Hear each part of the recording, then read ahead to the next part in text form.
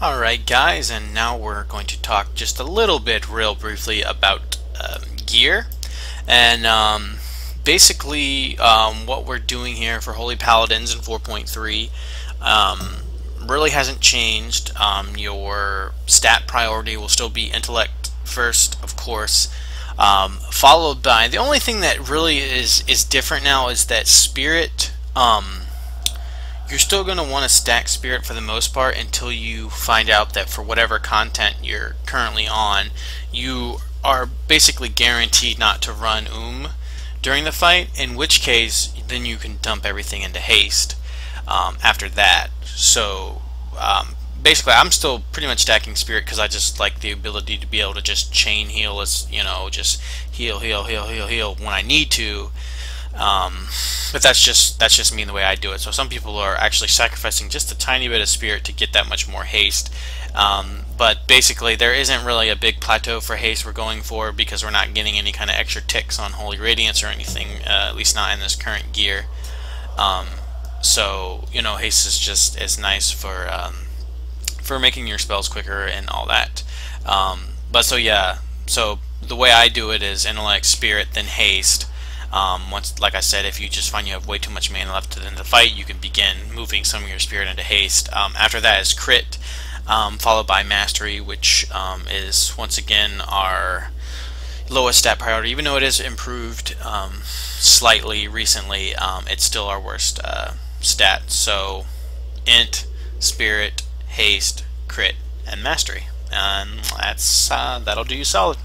Alright, and now we're going to talk a little bit about spells and how we're using them in certain environments, and then you know, how and all that good stuff. So anyway, for raiding and you know, dungeons and everything, you're pretty much going to be, as a Holy Paladin, you're most likely going to be tank healing, or at least healing one of the tanks, maybe both, something like that, for the most part, give or take, obviously, for certain fights and certain areas of fights where there's a lot of AoE damage and stuff. But anyway, basically you're going to want to beacon your main tank, unless you're healing the off tank, and then you beacon, you know, or unless you're healing the main tank, then you beacon the off tank. But anyway, there's two tanks, you beacon the other tank that you're not healing. Otherwise, beacon the tank and heal the tank. And what I normally do is, if I'm healing one tank, I'll beacon the tank, and then I'll throw up holy lights as I can on other raid members to get that 100% transfer rate for beacon of light, which is only happens for holy light. And then I will use flash of light. Well, flash of light not nearly as much as divine light. That's what I kind of try and do, is wait to use divine lights on the tank. Try not to waste holy lights on the tank, because of wasting that extra transfer I could get from healing another raid member.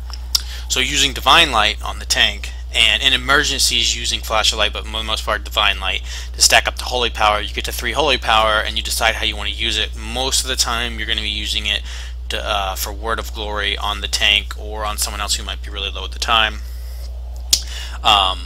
because you have that 30% chance that it won't use the holy power, which really just makes it blow light it down out of the water for almost all cases, besides when you're all stacked up and there's AoE damage, because using Light of Dawn will heal the tank also, because of all those ticks from all the AoE healing that you're doing will go over to your Tower of Light, your Beacon of Light, I'm sorry, target. So that's pretty cool. Other than that, you're holy shocking on cooldown, whoever your target may be.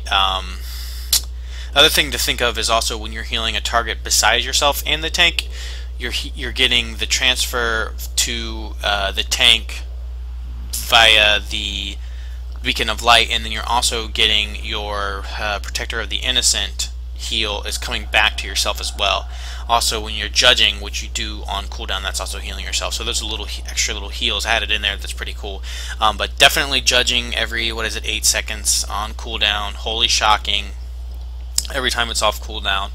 And just other than that, you know, you're managing your other cooldowns you know, your wings and your divine favor and your guardian of ancient kings, any kind of trinket you might have. What I am also currently doing as a blood elf, I have the arcane torrent, and I time arcane torrent, divine plea, and then I also have a intellect on use trinket that raises intellect by 1149, and I use them together to help and get back extra mana from my arcane torrent ability, because it restores 6% of your mana, and if your mana pool goes up by using a trinket or something like that, then it causes that to give you back that much more. Let's see, other than that, Holy Radiance now, you're using obviously in AoE damage situations. It's different now that you have to choose a target for it, as opposed to basically you just radiating light essentially out of you. You pick a target to cast Holy Radiance on, and that target is healed. Now it also has a 3-second cast time now, as opposed to being instant as it was, but there's no cooldown, which is cool. So you can cast it when you're stacked up, you can cast it on yourself or anyone, and it will heal that person, and then everyone around will get a big heal as well. And then, like, I believe it's 3 or 4 ticks of I think it's 4 ticks with your all. If you have any kind of haste pretty much whatsoever, you're going to get 4 ticks out of it. That heals everyone around you, and it's like after 6 targets, it's diminishing returns after that. But still, it's, you know, we don't have much for AoE, so anything like that will help.